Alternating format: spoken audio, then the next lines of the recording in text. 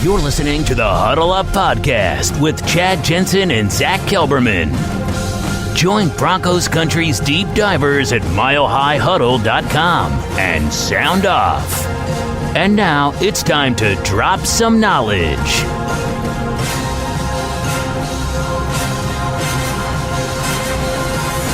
Okay, we're live. We're just going to let the stream breathe just for a second, make sure everything is good, stable. All right, welcome in, everybody, to the Huddle Up Podcast on time. I'm your host, Chad Jensen. With me, as always, my partner in crime. You know him, you love him. Wearing matching hats. That's how you know these are two football priests sharing a brain, men of the football cloth.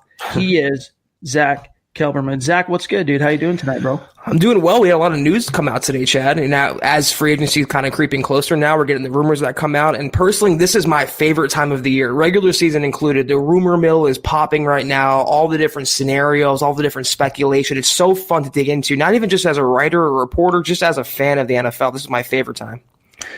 Agreed. And Kyle Heckman, dude, jumping in with both feet. We're going to grab this. Wow. Insanely impressive super chat that blows us away, dude. As I say this, I'm completely stunned. We're going to grab it. I promise, Kyle. We just got to get through this, the intro aspect of the podcast, because you're touching on a topic we plan on really letting our hair down on today. First, guys, just really quick, and then we're going to grab you, Kyle, is you got to make sure you're following the show on Twitter at HuddleUpPod. And then also make sure you're following Mile High Huddle on Twitter at Mile High Huddle. Both ways are how you keep your finger on the pulse of not only what's happening with the show in real time, but also what's happening with your Denver Broncos in real time.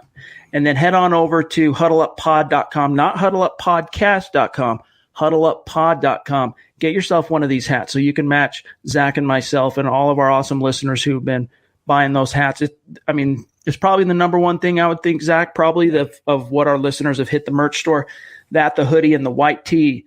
But we're adding products as we go. We're working with a designer to help us kind of add stuff to it. So we'll continue to grow the merch store as long as you guys continue to use it. As long as you guys have a utility for it, we're going to keep adding new options and products to it. So take care of that. We'll put the link in the comment stream later on in the show. And so take care of that. This is the Overtime Podcast Network. All right, Zack, let's grab Kyle, and then we can get to this as the first piece of news here. Kyle jumping in with both feet, flexing like a beast on Super Chat. Wow. Thank you so much, Kyle. $150 donation. That is unbelievable. Thank you. Kyle, we love you. Sincerely, thank you.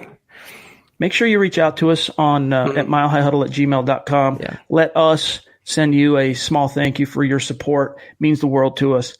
He says, instead of Kenyon or Melvin Gordon, why not go after an RFA and Austin Eckler? He'd be cheaper than the other running backs.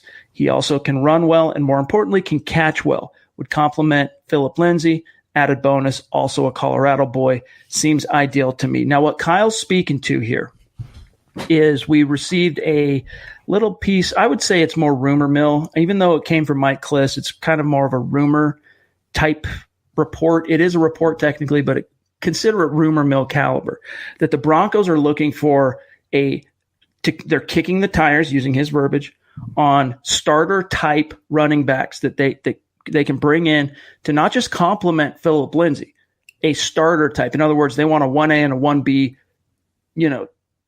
double-headed monster, whatever running back situation. He listed Kliss. Who did he list? Derrick Henry as an option. Now, even though it seems like the Titans are going to be tagging him, Zack, Melvin Gordon was one of them, Kenyon Drake, and I think Jordan Howard as the top four.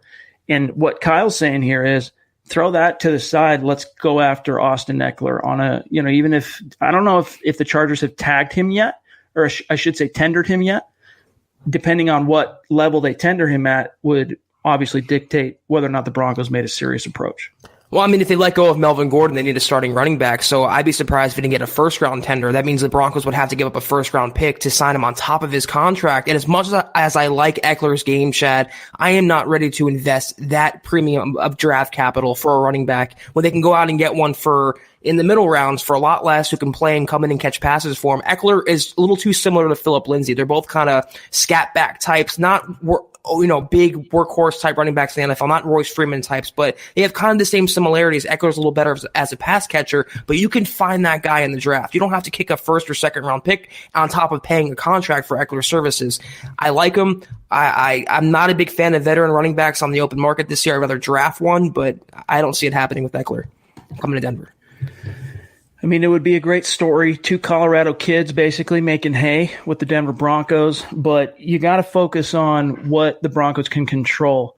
And they can't control what the Chargers choose to do with a restricted free agent. So, it's interesting to spitball and talk about. I mean, in a perfect world, you want all the great players, right? But in Austin Eckler, he sure has, he ended up outshining Melvin Gordon toward the end there of Gordon's tenure with the Chargers. But I tweeted about this earlier today, Zach. This rumblings, I don't know if it's smoke, if it's, it is the rumor period, as you were talking about, leading up to free agency where smoke screens are happening. And I don't know if this is the Broncos trying to, camouflage their intentions in the draft, because we know they met with several top running backs. I don't know what it is, but it irritates me because you're sending mixed signals in terms of you dial it back to the end of season press conference, Zach. And John Elway is asked in that presser, hey, would you consider giving Phillip Lindsay? Are you considering giving Phillip Lindsay an early extension? He actually said, yeah, we're going to look at that. Now, he didn't promise it's going to happen, but why would you, if you love Phillip Lindsay that much, why would you bring in Derrick Henry? Derrick Henry is one of the top 5 backs in the league. He's a beast, even though the Broncos shut him down for what it's worth when they played the Titans earlier this year, or last year, I should say. But still, I don't like are you all in on Phillip Lindsay or not as the guy? Because, again, I understand you got to hedge against worst-case scenarios, Zach. He's 5'8". He's 190 pounds. I get that. But he's also one of only 4 running backs in team history to produce back-to-back 1,000-yard rushing seasons. That's no mean feat. I mean, think of all the accomplishments and the big plays C.J. Anderson was the impetus for during his career and tenure in Denver. He never produced back-to-back 1,000-yard seasons. He only had 1,000-yard season, in fact, Zach. So, anyway, it just, to me, I interpret this one, to be honest with you, as more of a smoke signal, just trying to muddy the water a little bit to allow them to move a little bit more freely to whatever their ultimate objective might be. I could see that. And when you were talking, what was processing through my mind was kind of a leverage play on Elway's part, because the latest thing that he said about Lindsay's extension is that he was non-committal about it, Chad. He wouldn't commit one way or the other, signing him or waiting. It doesn't seem like he's raring to go and plunk down big bucks on Phillip Lindsay right now. So to show interest in an Eckler type or a Derrick Henry type or someone like that, to me, it's very much a power play. It's showing that, listen, there's other options out there. We can explore at a house. We're not going to maybe go all in on you. And it's just the public-facing message he wants to send. The same thing he's doing with Justin Simmons is extending that and not being committal and not locking him down and exploring the franchise tag. It's just how John Elway operates. And I'm sure coming from Kliss, who's the mouthpiece of Elway, there's some veracity behind it. I just still don't think Eckler or Derrick Henry or Kenyon Drake is the answer, nor are they coming to Denver. This is still Phillip Lindsay's show, and they went out and got an offensive coordinator, an offensive coaching staff who can maximize his production. So I still think he's the main focus here, but I just think it's Elway being Elway and always leveraging the situation as best he can. Buana, hit me up on social or hit me up on Gmail. I'll take care of you, dog. All right. I agree with you, dude. It's weird. And we got one here also from Machiavelli the GOAT, one of our Super Chat superstars. Bringing up another piece of news of the day. Cecil Lammy, friend of the show of 104.3 The Fan, says he is super excited because he believes Elway will go all out in free agency and the draft. Do we agree? I think this is one of those situations, Zach, where, by the time it's all said and done, by the time the Broncos get to free agency, they're going to have $80 million in cap space in all likelihood because they're going to move on from Joe Flacco. You got $80 million. You're talking about a team who hasn't made the playoffs in 4 years. You bet your ASS that they're going to spend, dude. It's guns out. Let's go. And then when it comes draft time, I think you're going to see them, I don't know about being crazy, like moving up and down the board, but Henry Ruggs is a guy it sounds like they are goo gaga over. So yeah, it's all about the Broncos really using this as the finishing touches on the rebuild that they have been orchestrating over the last, you could argue since Super Bowl 50, but really since that 2018 draft class featuring Bradley Chubb, Cortland Sutton, and, getting Drew Lock in the middle and Noah Fant, and also Dalton Reisner, and we'll see what happens with Draymond Jones. That helps, and another great offseason of both free agency and the draft. You can't whiff on any injured guys in free agency. That could be what gets the Broncos back over the top and into really competing once again in the AFC West. We've kind of touched on it that Elway is in new territory here. During his reign as GM, he's either had a franchise quarterback or had cap money to burn. He's never really had both, Chad. In this offseason, he's functioning by having the young franchise quarterback in place and upwards of $80 million in salary cap room. They can get anyone they want on the open market. They can get a few high-priced tier 1 free agents, including Byron Jones, a guy who I expect the Broncos to be all in for, meaning his asking price. This is the year they spend. This is the year that the reload is complete. Now they have the franchise quarterback. They're going to invest those free agent dollars or those cap dollars in free agency, building up that defense, using the offense in the draft, and go out and win some ball games in 2020. So yes, I expect Elway to be aggressive and more like that 2014 Elway we saw that we always talk about, Chad. All the moves he made that offseason, that's going to be this year. Maybe not with trades, but just in terms of signing and plucking down those big contracts, he is able to, and the Broncos are a little closer now than they were a few years ago for being a couple players away from being contenders. It's exciting, man, especially when you think about what the Broncos achieved in the offseason of 2014 with less than half the cap space they're projected to have this year. So it's going to get really exciting, and we're looking forward to covering it. We're only a couple weeks away, for what it's worth, from free agency kicking off. Big Daddy Kane jumps in on Super Chat, one of our superstars, longtime listener of the show. Good to see you, sir. $15 donation. We appreciate you, Big Daddy. Yes, thank you. Says, what's up, my football priests? Crazy hours at work, but I always catch your guys' podcast the following day. It'd be cool to meet you guys in Vegas for the draft. It's happening. We're going. I've already contacted the MGM. We're getting it set up. So if you're in Vegas, if you plan on being in Vegas for the draft, details will follow. We don't have all the exact details ironed out quite yet, but it's in the works. We're getting it ironed out. Like Zach and I have said before, worst case scenario, we send out a tweet. We do a live. We're saying, here's where we're going to be. Come meet us up, but we're hoping maybe we can get a room to ourselves. We'll see how it works out. Not a hotel room, but like a conference room or something where we can all hang out and have a meet and greet and chill and talk football, watch the draft unfold and see how it shakes out. So Big Daddy Kane, if you are in Vegas, we'll look forward to meeting you down there, buddy.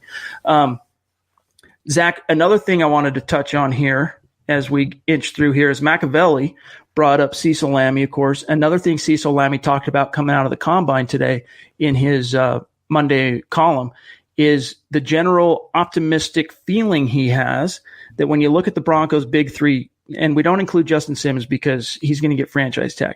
When we say the big three, Chris Harris, Shelby Harris, Derek Wolfe, he feels optimistic based on what he was hearing at the combine that the Broncos are going to be able to get two of those three back possibly. And he thinks it'll be Chris and Derek Wolfe. Then you get the fly in the ointment, Zach, that, who was it that reported? I'll see if I can find it here. What's his name? Calvin Watkins reports that the Harris camp met with at least 24 teams at the combine, which to me, you're talking about 75% of the league. Maybe, I don't know, passing interest, touching base, I don't know. Troy Rank kind of narrowed it down a little bit more in terms of the teams that he has gathered are the most interested in Harris. But it seems like, Zach, Harris's market is just exploding right now. I mean, if someone like James Bradbury is going to get about $15 million, Chad, what is Chris Harris Jr., a former All-Pro, looking at? He's going to definitely surpass, I think, the 13 that he wanted last year that he turned down from the Broncos reportedly. He's going to get baseline 14 mil, maybe in even the $15 million range. I wouldn't rule it out, but if they go all in on Byron Jones for 16, how could you plunk down money on Chris Harris Jr. as well? To me, it comes down to Derek Wolfe and Byron Jones versus Derek Wolfe and Chris Harris Jr. I take that combination first and foremost, but he's going to have a big market. The Cowboys were mentioned as a team that was interested in him, and it'd be funny if they ended up swapping cornerbacks initially. Two of my universes colliding, and it'd just be wild. I explored on Spot Track what they have as Chris Harris Jr.'s value on the open market, and it's surprisingly low. It's about what the Broncos viewed it as of the trade deadline last fall, which is just shy of $12 million. It's 11 and change. He'll get more. He's going to get more than that. It makes me kind of question Spot Track's, I don't know, their due diligence on how they factor these projections in terms of, what a free agent is projected to command. But yeah, basically what this means, guys, is if the Broncos want I mean, if they envision Chris Harris as being a part of this thing, turning the ship around, being a piece in Fangio's defense for the next 2 to 3 years, it has to get done before he hits free agency. Yes. If they don't make him too good to refuse offer between now and March 16th, he's gone. He's in the wind. Trust me, he's going to be gone, dude. That market is enormous. I just think unless it comes in as a record resetting or a market resetting offer, Chad, unless it's in the $15 million range, he's going to say, listen, I want to explore my opportunities out there. I want to see if I can sign with another team. And if that report is correct, even if that report is half of that, if it's 12 teams, that's still enough to get a big time offer. He's going to blow way past 12 million, Chad. He'll probably be in the $14, $15 million range when it's all said and done. This is the Overtime Podcast Network. What's up, 12 on YouTube wants to know. He says, how do you guys feel about the Broncos playing the Falcons in London next season? So that's another piece of news that broke over the weekend, is that the Broncos, it's expected to be official this week, according to, I believe it was Troy Rank who reported this, that the Broncos are, of course, going to travel to the United Kingdom, London, to take on the Atlanta Falcons. And the way it's setting up, if it goes the way Fangio wants it to go, is the Broncos will play one of their East Coast games, and they just won't come home. They'll jump from the East Coast, cross the pond to London, and take on the Falcons. I'm not crazy about it, to be honest with you. I know we have a lot of listeners in Europe, and it's nothing against the fans that are in Europe and the United Kingdom. It's just that I think it taxes the teams that are asked to do that unfairly. Yeah. From a competitive perspective, you're putting them behind the 8 ball a little bit because you got jet lag there, you got jet lag back. Like, I don't know. I'm just not a huge fan of playing on that, crossing the ocean. Mexico City, and even if they started Zach having games in Canada, keeping it in North America where you're not putting as much of an onus on those teams to jump in a plane and go spend a week in the air, basically. I'm right there with you on that. It's a money ploy by the NFL, bringing the sport to London where it's not really that popular. The only thing is it'd be a Broncos road game, so they wouldn't be losing a home game in a sense. And I like that aspect. Also, I believe it's a rule where the teams that play in London, the next week is a bye week for the Broncos or for the team that plays. So they would have their bye right after that. And I just hope it's not too early in the year, though. I hope it's sometime in the middle, week 8, week 9, not week 4 or week 5. If they have to go to London, I prefer it's structured that way. Yeah, if they end up coming home on a bye, then it mitigates. Yeah, that's true. It would mitigate the sting quite a bit. So, hey, look forward to it. Broncos country is not a geographic location. It is, in fact, a state of being. And you guys, when the Broncos come, show out and support the cause and get out there and help them feel like it's a home game. Hunter jumps in on Super Chat. Appreciate you, Hunter. Thank you, Hunter. He says, what's up, guys? I patiently await this orange hat up on the site. Hope you guys are doing good. Keep up the great work. That's my bad, Hunter. I promised you we'd get it up over the weekend, and I spaced it. That's my bad. I'll take a look at that. One of the reasons why it has not been just an immediate, yep, let's get it up there, is the last I looked, the fulfillment service we're using for the merch didn't have an orange, like this is blue, Bronco, navy blue, whatever color. They didn't have this color in orange. So I'm going to have to do a little bit more research, figure it out. But I promise you we'll get it done here eventually. Jacob jumps in on YouTube. He wants to know, will the Broncos sign Amari Cooper? Zach, I'll let you handle that. I don't think so. I don't think he's leaving Dallas. I think he'll get the long-term deal there, and Dak Prescott will be franchise tag. But even if he did hit the open market, he's not what the Broncos need. He's going to get too much money, and it's not happening. Stu, the Super Chat superstar, the OG. He never misses a podcast. And when here and there in terms of missing a podcast, everyone's got things to do. Like he just traveled to Chicago like last week or whatever it was. But whenever Stu is on the podcast, he's flexing on Super Chat, and we love you, Stu. You are the man. Josh on Facebook. We don't want to neglect our Facebook listeners. He says, what's up, guys? Washington State Mile High here. That's awesome. What do you guys think? What you guys think about our big board looks like based on value and Broncos needs?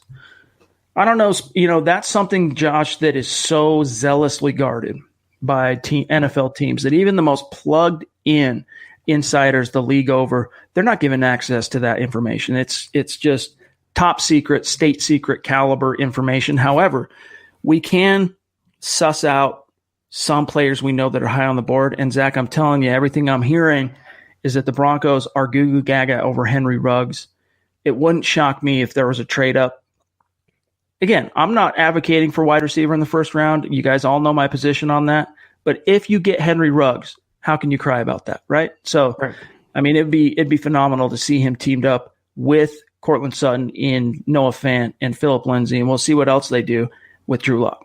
Yeah, Chad, you nailed it. The Broncos guard their big board even more than most other teams, so it's definitely a secretive process, and they don't even know who they want to pick until they get on the clock and see what players were left and how they maneuver in that round. I will say, though, considering the players they worked out at the Combine, wide receiver is a major, major priority. I would expect them to take one within the first 2 rounds, if not the first round, like Chad just mentioned. Wide receiver and offensive lineman, that's going to be atop their big board positional-wise. Dylan jumps in on Super Chat. A longtime listener of the show and one of our superstars. Appreciate your donation, $10. Appreciate that, Dylan. Says, any hot takes for the draft or free agency? Hot takes.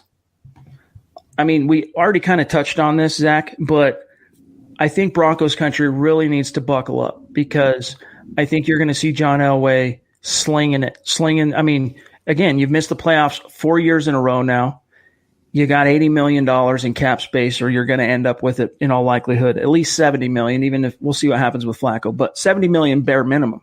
This is a GM, I think, that's going to come out blazing, guns hot.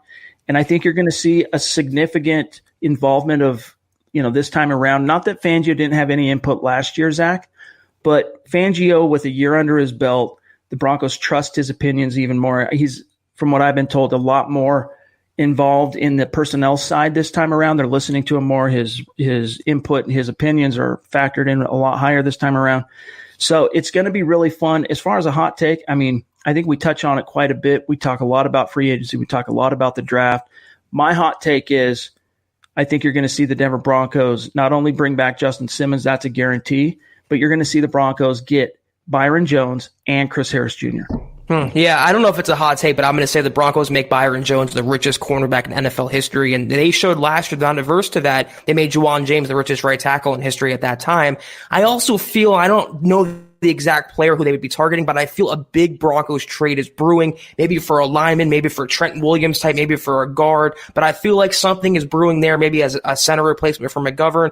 Elway is going to be so active over the next 6 weeks or so between that free agency and the draft. A lot of new additions, a lot of players outgoing, but I guess my hottest take would be Byron Jones will be the richest corner in league history by the Broncos. All right, this one is over on Periscope. We can't neglect our Periscope viewers. T-Bone10_Taylor says, what could we get if we take on David Johnson's contract? I like DJ. He's a good pass catcher. I was at the Senior Bowl in 2015 when he was there coming out of, Northern Iowa, I think. And he just popped off the field. Anyone watching, you could just tell that dude had it. He's just had such unfortunate luck in the injury department. It's really kind of sapped just over the years. I'm not talking about necessarily anything super recent, but it's affected his momentum. I like the idea, but we'd have to do some research to see what he's on the books for with the Cardinals. Or is he's not a free agent this year, right? No, he's under contract. Yeah. So what could we get if we take on David Johnson's contract? You'd get a really good running back that can do everything you need him to do, but I don't think the Cardinals are doing that. Maybe I'm alone in this, but I don't really want David Johnson. You'd be kicking a draft pick for a 28-year-old running back who has a ton of mileage, and he can go down at any moment's notice. He can miss time. He's missed various games with severe injuries. I don't want that for the Broncos backfield. I want a young, explosive pass catcher who can work in tandem with Phillip Lindsay, not someone like David Johnson who doesn't really have much tread left. So I'm not in favor of any veteran running back coming in. I'm not in favor of picking up his contract, kicking a draft pick for him. Just go draft the guy in the middle rounds and let him go to work at Phillip Lindsay and let them grow together as young nucleus pieces for this offense. Stop the presses on this issue. It's a moot point. His base salary in 2020 alone is $10.2 million. His cap number is a ridiculous $14.1 million. No, thank you. I mean, solid player, don't get me wrong. Very talented. I've seen him with my own eyes. I've talked to him before. But for that price, nah. And he's just reaching that point where you're going to begin to get diminishing returns. Right. And Thomas Hall had a great analytical article on this over the weekend. I encourage each and every one of our listeners to go to milehighhuddle.com right now and find the article in which he basically lays out the correlation between age and the second contract that players get in the NFL. Like teams really, it's buyer beware on paying any running back on the second contract, especially at a certain age. And I say you stay away from that. So,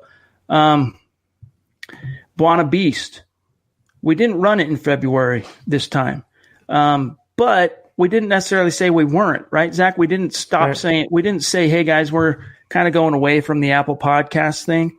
We mentioned it once or twice to go leave a review, but maybe we do need to do that. We'll circle back and look and see who chipped in on Apple Podcasts. And by the way, speaking of Apple Podcasts, we flexed a little bit on Twitter today. Some of you guys probably saw this.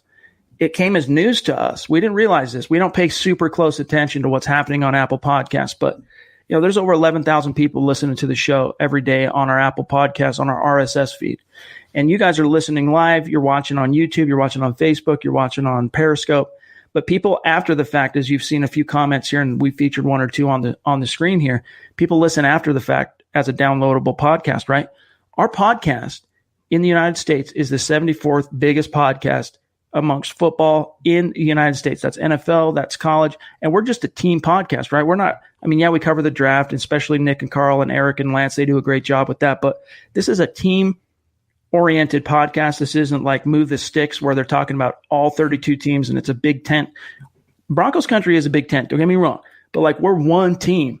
And it just made Zach and I smile ear to ear, and including Building the Broncos, including Dove Valley Deep Divers, to see that our podcast is in the top 100 on Apple Podcasts for football in the United States, and that's thanks to you guys. Credit to every single one of you. Chad just took the words out of my mouth. We thank each and every listener, each and every commenter, every comment. We appreciate every donation. We love talking with you guys, and it's your platform that we're lucky and honored to be part of. This is the Overtime Podcast Network. BNS says, did you guys catch Antonio Gibson, the wide receiver, running backs, / offensive weapon out of Memphis? 6'1", 225, ran a 4.39, and nobody is talking about this guy. Nobody is a little bit of an exaggeration, my friend. Eric Trickle's been on that bandwagon for a while now. So what I would do is, and this is some news for Dove Valley Deep Divers listeners, they've been doing their show Friday nights at 5:30. That's going to continue. Mountain Time, 5:30. They're also going to do their show. They're going to have 2 episodes a week. They wanted to do Saturday as well with so much to talk about with the draft. So a lot of these draft questions, save it for Building the Broncos, save it for Dove Valley Deep Divers, and talk to Eric about Antonio Gibson. But I know he's one guy that has been on Eric's radar for a while, and there will be some Finding Broncos coming out here soon. He's already started to submit them to me, which are individual scouting reports on each prospect. We try to keep it to top 100 caliber prospects, but it's pros, it's cons, it's how they fit, any issues off the field, any where they're projected to go in the draft. I'm missing a few things. But anyway, those individual scouting reports, which he has made famous, he started them on the site back in 2014. Those are going to begin to come out actually this week. And I'm sure he's got one cooking for Antonio Gibson as well. But Zach, when you see 6'1" and he's 225 and he's running a 4.39, that is impressive. Yeah, you can't really ignore that, and I'm sure NFL teams around the league are taking notice of his status right now, and his stock is going way up. So if the Broncos want, they're probably going to have to invest, a mid-round to high-round pick for him. Awesome. 1102 Broncos. I always stumble on your name, dog. He says, do you guys think the Broncos are going to sign Joe Thuney since Ron Larry's gone, and we also signed Byron Jones? Do you guys think that those would be 2 good signings? Yeah. The word on the street, Zach, and this was according to Benjamin Albright today on Twitter. He made this public knowledge. The Broncos love Elijah Wilkinson at right guard this year. So there's your starting right guard. And Mike Munchak is a huge fan. The word on the street, I can't recall now if it was Kliss or I think it was Kliss broke the news that the Broncos plan on tendering him at the 2nd round level as a restricted free agent, which is going to pay him upwards of $3.2 million this year for 2020.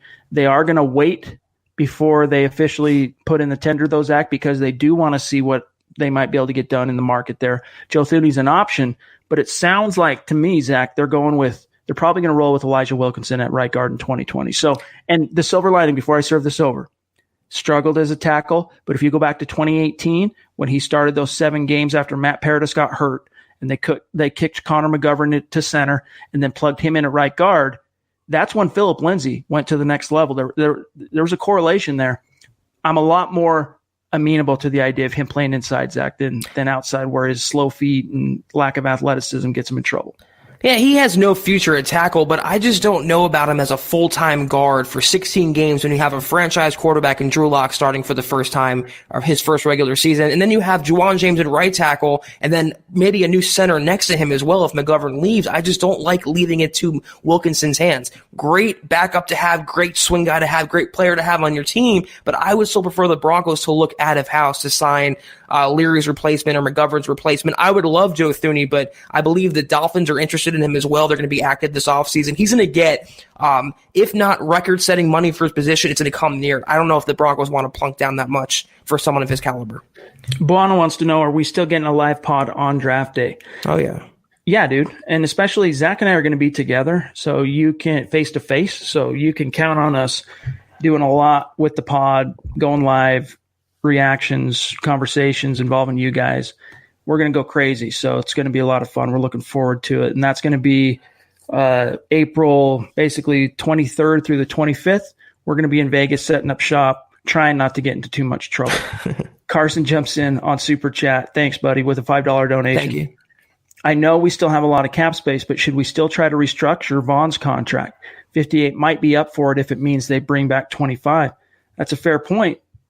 We've kicked around that as a possibility in previous podcasts, but I think the Broncos are going to let that sleeping dog lie in 2020, and they're going to hope that 2019 was an anomaly, and that Vaughn, once you get Bradley Chubb back and having a year in Vic's defense under his belt, that he gets back to being the game-wrecking, game-impacting Vaughn of old instead of the 2019 version that didn't affect the game, especially in crucial moments. He disappeared.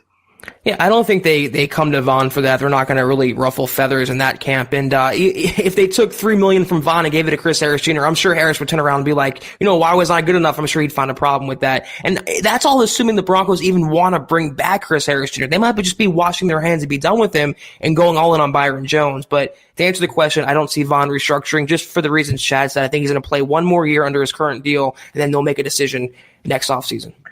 George on Facebook wants to know our opinion now that the combine is over. What's the Broncos' first pick? I'm telling you, George, they're going to try and get Henry Ruggs. Barring Ruggs, if Ruggs ends up being off the board or they can't maneuver and get him, whatever, it's a fair bet that if it's a CeeDee Lamb, if it's a Jerry Jeudy, especially Jeudy probably over Lamb. Well, I'm not sure what the difference in their 40 times was, but Laviska Shenault, as you talked about yesterday, Zach, with that surgery he's going to do, he could drop to late day 2. Like he could end up being a third-round pick. At worst, I think. That's the farthest he would get. But it's wide receiver or it's offensive tackle. I can't remember who it was today, man. There's so much news flying around that it's hard for me to remember who's reporting what or who published what. But there was a mock draft today that had the Broncos taking a linebacker at 15 with Ruggs still on the board. I'm like, dude, what are you smoking? Do you even know what world you're in? Like, do you even know where Denver's located on the map? Yeah, they've been to Denver quite a few times, Chad, and partaking in what Denver has to offer if they think the Broncos are taking a linebacker at 15. Right now, it's too early to say. Things can still change in the pre-draft process, but it's looking right now like a wide receiver at 15, either Ruggs, I think, or Lamb at that spot. Yeah, Yannick Ngakoue, if that's how you pronounce his name, I believe it is done in Jacksonville. If you didn't have Bradley Chubb, then you go see what you can do to get him here. But again, guys, edge, you want depth. But if you were to sign Yannick Ngakoue, who are you sitting down? You sitting down Vaughn? Or are you sitting down Chubb? Someone's got to sit, because you'd be paying him top dollar. That dude's going to get paid, Zach. Not to mention the Broncos are going to invest in either Derek Wolfe or Shelby Harris and might even sign DJ Reader as well. If there's not enough money to go around, but draft pick contract to a disgruntled player. And Ngakoue, who I don't feel, he's not J.J. Watt in his prime. He's not that great to me. He's a good player, but not anyone you want to break the bank for or mortgage the future for. So just for the reasons Chad said, you have Bradley Chubb, you have Malik Reed even, you have a couple other Itachi they want to bring back, Von Miller. You don't need another edge rusher when you have him on the roster, and especially giving up a draft pick and a major contract for him. Major no-no. Yeah, go spend $2, $3, $4 million and bring back Jerry Itachi, who played like a beast in Fangio's scheme, especially down the stretch. I mean, don't overcomplicate it. Don't get out over your skis. Wesley wants to know on YouTube, how much is the tag worth for Simmons? I think the low end is just shy of $12 million per year. So if he does end up just getting tagged and they're not able to sign him to a long-term extension, he's going to be on the hook for about $12 million this year. Now, if they do end up getting a long-term extension, how the cap impact is factored over years would remain to be seen. But I know he's looking for around $14 million a year. Yeah, 12 would be a steal for the Broncos. They get him that for 2020. But I believe if they franchise tag him, it'd be a temporary means to an end. In the end, would be him signing a long-term contract. So even if he gets tagged in the next couple, days or so, he's still going to sign a long-term deal by July 15th. That is my prediction for Simmons. G.I. Jers jumps in on Super Chat. Appreciate you, bro. He's with a $5 donation. He says, I know Elway wants a veteran QB for a backup, but the current veteran quarterbacks out there are trash. How about using a third rounder on a Jake Fromm or a Jalen Hurts? Mm-hmm. The problem with that is, nothing against Fromm, nothing against Hurts even, but the whole purpose of what Elway's looking for is he wants a mentor and a guy they could count on to start and kind of carry the water if something happened to Locke. And I don't think Fromm is ready for that. Jalen Hurts, he is a gamer, he is a winner, but I still think he has a long ways to go, Zach, before he's a bona fide NFL quarterback. He needs a year or two in a system, let him get some NFL coaching, let him continue to develop as a thrower. I agree with that, and I'm not a fan of Jake Fromm at all. I see career backup in him all the way, and even if, they have Drew Lock, I wouldn't invest a third-round pick, even if there was a prototypical perfect Broncos quarterback in that round. There's bigger fish to fry, bigger needs elsewhere. If they draft a quarterback, which is unlikely, they might just sign a veteran, I wouldn't pull that trigger until the 6th or 7th round at the minimum. You have Drew Lock, you have Brandon Allen, you have Brett Rippon in the system already. Why blow a third-rounder on another quarterback when you have major needs elsewhere? Glenn brings up Eric Trickle's mock today, which it was an interesting read. Trading down twice, getting some stud wide receivers, some good free agent signings. I just put the link in the comment stream. Go check that out, guys, when you get some time. Always fun to read Eric's mock off seasons / mock drafts. All right, guys, we're running out of time here, so I'm going to kind of blaze through to our listeners who have super chats waiting that we haven't gotten to yet. Blake Williams jumps in with a $5 donation. Thank you, Blake. Thank you, Blake. Hey, just wanted to say you guys are great. Love the pod. Keep it up. My question is, what do you guys think of Isaiah Wilson, and would he be a good fit for us? I think he would. And again, thanks, Blake. Appreciate the love. Isaiah Wilson, for those who don't know, is the other tackle from Georgia. So you got Andrew Thomas, you got Isaiah Wilson. Speaking of Eric Trickle, Isaiah Wilson was, I think, a third-round pick in his mock. So, yeah, today, that he published today. So I like him. He's got a lot of upside. He needs a little bit of time to incubate. And what better place to do it than in Denver, where a guy like Mike Munchak can kind of nurse him along. Yeah, and they have so many needs on the offensive line, not just starters, but backup types as well, Chad. Swing guys, role players. They can double dip at offensive line in the first and third round, second and third round, any combination like that. So he'd be a good pick in the middle rounds if they want to go in that direction, just kind of fortify the O-line for Drew Lock, as they should.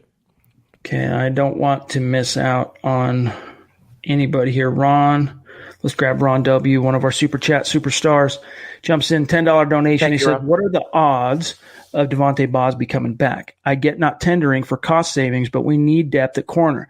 I trust him more than Chris Harris and the reliability of the person we know is Callahan. Yeah, so here's the thing. I think what got lost in the shuffle, and again, thank you, Ron, you're the man. Yeah. What got lost in the shuffle there of the disappointment, not so much disappointment, but kind of shock, because everyone just kind of expected the Broncos to pay Devontae Bosby on an RFA tender, which would have paid him, I think, even the right of first refusal, something like $2.1 million.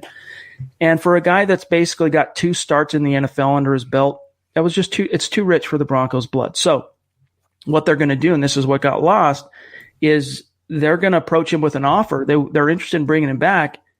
It's just going to be contingent on whether or not he gets a better offer out there in the NFL. And I really don't think he will, Zach. He might not, but if the Broncos are looking, I don't get the cost saving argument. They're going to get him. They're going to save $1 million going from $2 to $1 million. I mean, he's a quality cornerback in this system, and $2 million is literal chump change for a team that has $80 million in cap space. I don't get the cost saving argument. The only theory that I have of not tendering Bosby is the Broncos are planning to make splash moves at cornerback. Byron Jones and Amukamara, Byron Jones and somebody else. They're going to restock the cupboard there, and I think Elway has a plan. It's the only thing that makes sense to me of not tendering Bosby. I still don't understand it. Yeah, and that's exactly what we were saying to you guys last week when the news broke about Bosby is why are you pinching pennies? I mean, you got $80 million. Why are you looking this gift horse in the mouth? Like he proved to be a quality corner and a fit for Fangio. Like just keep him in Denver and count your blessings and move on to another hole that needs filling instead of creating another hole behind Callahan. Right. Amaro jumps in with a $1 donation on Super Chat. Appreciate you, bro. Means a ton to us. All right, let's grab Machiavelli jumps back in. Appreciate you, Machiavelli, the GOAT. And by the way, Machiavelli, have we sent Machiavelli a hat? I know we've told you to reach out to us before, Machiavelli, and I don't think you have unless I'm misremembering. But if not, milehighhuddle@gmail.com. Reach out, bro. Allow us to give you a little thank you for your support and passion with the show. He says, a lot of rumors suggesting that we'll move up in the first round. Thoughts, gentlemen? You know, even as early as yesterday, I would have said, but just some of the things I heard today, it's not going to surprise me if the Broncos make a play, depending on where Ruggs falls. It's all about Ruggs. Yeah, he's the only guy in this draft I could see the Broncos moving up for, but not in the top 5, in the top 8. They can move up to maybe 12 or 10 at most, not have to give up the whole farm, but just maybe a second or a third and get their guy. It all depends on who they fall in love with, Chad. If they love a guy coming out of the pre-draft process, Elway has shown he's not scared to be aggressive. He has the capital to play with this year. He has the confidence this year as the general manager. I think he would move up, but, he also could stay at 15. Let's let the board fall to him as well. Terry jumps in up in Canada, proving, as always, Broncos country is not a geographic location. It is a state of being. Appreciate you, dog. Thank you, Terry. To us, as you know, Terry. Kareem, we talked about Elijah. It sounds like the Broncos love him at right guard. All right, let's see what else we got here. Amaro jumps back in. If you have to share a room in Vegas, it'll be the Mile High Cuddle. Yeah. Hey, we've done it before. Zach and I shared a room. And we managed to get by without cuddling, but that is a nice play on words. It wasn't really a room though. It was like a little 4-wall enclosure. Yeah, in downtown Indianapolis for the combine. All right, let's see 1 or 2 more guys. Then we got to get out of here for tonight. I just want to make sure I'm not missing anyone on Super Chat, and I almost did. Let's see. We got James. All right, let's grab James. Jumps in on Super Chat, $5 donation. Thank you, James. I don't think our defense was too far off, he says. I feel like we need to really build the offense. And that's the idea, James, when you think about, the Broncos could end up with $80 million in cap space and then 12 draft picks.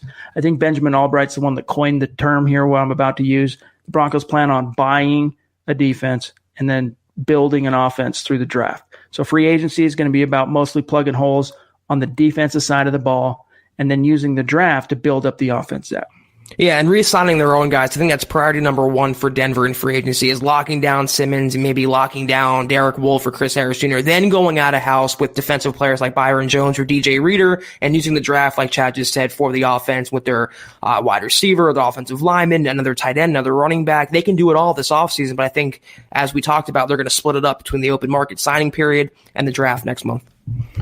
All right, guys, 2 more, and then I really do have to go. I have a conference call I got to jump on with someone from our network. Joseph jumps in with a $10 donation on Super Chat. Appreciate you, bro. Any chance DeMarcus Walker takes a leap in his second year in Fangio's scheme? I think there's a really good chance if he can just stop getting in the doghouse. Whatever his demeanor is behind closed doors, he's developed a bad habit of showing out on the field and then doing something behind closed doors to rub the coaches wrong and then being a healthy scratch for no reason. So if he can kind of show some maturation along with Zach, this growth we saw last year as a player, sky's the limit for him. But we're talking about a guy whose Twitter handle is Living Legend, Zach. It feels like when you just read the question, we've been answering this for like 15 years. When is he going to take the next step? And what about DeMarcus Walker? He certainly has a talent, but for whatever reason, he just can't keep it consistently together and can't get on the field. Every time, though, he's on the field for third downs or pass rushing situations, he always seemed to be around the football. He always makes a play in some capacity. I still have faith for the guy. I would look for maybe a bigger leap from Draymond Jones, though, in year 2 over DeMarcus Walker. I think he just fits the Broncos system. That's Fangio's guy. Walker was a Vance Joseph guy. It's his last chance here, but I still have cautious optimism that he can produce on some level. Agreed. Prank Films jumps in with a $5 donation on Super Chat. Thank you. Appreciate you. Would you rather have Bradley Roby come back at a veteran minimum or Byron Jones? And would you rather have CeeDee Lamb or Tristan Wirfs? First and foremost, for me, I saw everything I needed to see from Bradley Roby in the orange and blue. Give me Byron Jones. And push comes to shove between those two. It's honestly, for CeeDee Lamb and Tristan Wirfs, to me, it's close, but I'm going to go with Wirfs. I mean, Roby and Byron Jones is like choosing between hamburger helper and prime rib. I mean, one is really good and the best, and one is just a substitute when you're just starving and nothing else is available. And in terms of Wirfs or Lamb, that's the best tackle, I think, in the draft, and the number 3 wide receiver. So it's not much of a choice between those two. I'm taking the offensive tackle, plug him in a guard, plug him in a tackle. You have your day one starter and kind of keep Drew Lock off his back. All right, 2 more guys, then we do have to go. Joseph jumps in with a $5 donation. Appreciate you, Joseph. Started listening late tonight because of work, but thanks for the content. Broncos country from North Dakota, I think is what you're saying. It's a state of being, right, Joseph? And then one of our Super Chat superstars, Steven, jumps in. Sporting the gear like a true OG. Nice. MHH OG. Would love it, dog. Thank Appreciate you. It's good to see you. Hope you've been on the pod for I hope you're not just jumping on because we're just jumping off, dog. So it's good to see you either way, Steven. You know we love you. Guys, that's got to wrap it up for today's episode of the Huddle Up Podcast. As always, make sure you're following my partner on Twitter, at Kelberman NFL, myself, at Chad and Jensen, the account for the show, at Huddle Up Pod, and at Mile High Huddle. Here's what to expect, guys, the rest of this week. Zach and I are off tomorrow night, but you will have a fresh episode, live podcast of Building the Broncos. Nick and Carl, I'm sure, have something cooking for you tomorrow night. And then Zach and I will be back in the saddle Wednesday night, 6:15 Mountain, 8:15 Eastern. And until then, Zach, have a great start to your week, my friend. You as well, Chad. I'll see you Wednesday night, and I appreciate everyone tuning in for another great podcast. And special shout out to our Super Chat superstars. Kyle up there in the all-time right now on Super Chat. We love you. Thank you, Steven, Kyle. Stu, all you guys, Ron, everyone. Salute everyone. We're not forgetting anybody. We're not overlooking anybody. We love you all. And we'll talk to you again tomorrow night, Wednesday night, 6:15 Mountain, 8:15 Eastern. You've been listening to the Huddle Up Podcast. Join Broncos Country's deep divers at milehighhuddle.com to keep the conversation going.